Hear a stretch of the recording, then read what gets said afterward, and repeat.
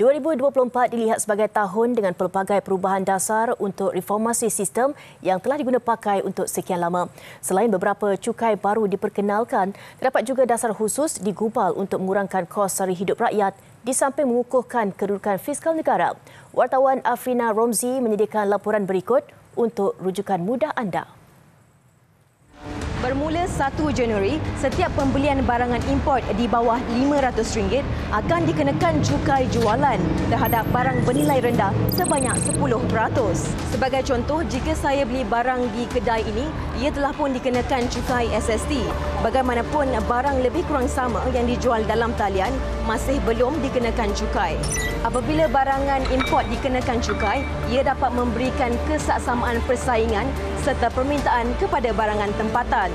Sehingga 30 Jun, 1.2 juta isi rumah dengan bil elektrik sekurang-kurangnya RM220 sebulan akan mengalami kenaikan 4.2 hingga 6% setiap bulan. Ini bermakna mereka akan membayar tambahan RM12 hingga RM32 setiap bulan. Bagaimanapun, 85% pengguna domestik di Semenanjung Malaysia tidak terjejas dengan pelarasan tarif elektrik. Sehubungan itu, 99% pengguna domestik masih menerima subsidi kerajaan. Pada bulan Mac, kerajaan akan merealisasikan subsidi bersasar bahan api yang akan bermula dengan diesel. Walaupun kos sara hidup dijangka meningkat, kerajaan memberi jaminan kumpulan sasar akan terus dibantu. Bagaimanapun, bentuk bantuan ini masih belum diketahui sama ada akan menggunakan bantuan tunai, voucher ataupun kad petrol. Penarikan subsidi bahan api ini juga akan dilaksana secara berkala supaya tidak memberi kejutan kepada pasaran serta kesan minimum terhadap inflasi. Bermula Mac juga, kenaikan cukai SST dari 6 hingga 8% seperti yang diumumkan kerajaan dalam Belanjawan 2024 akan berkuat kuasa. Ia dijangka akan memberi hasil tambahan sebanyak RM3 bilion kepada negara. Pada April, akaun 3 KWSP dijangka diwujudkan. Dengan adanya akaun 3 ini, pencarum boleh mengeluarkan simpanan mereka secara fleksibel bagi tujuan kecemasan.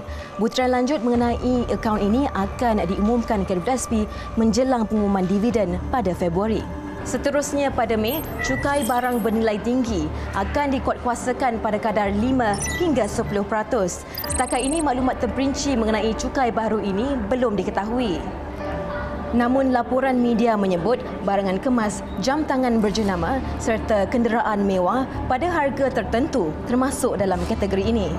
Bagi menggalakkan industri pelancongan, cukai baru ini tidak akan dikenakan kepada pelancong asing. Mereka masih boleh mendapatkan pulangan cukai di lapangan terbang. Projek Rintis bagi dasar gaji progresif akan bermula pada Jun, melibatkan 1,000 syarikat.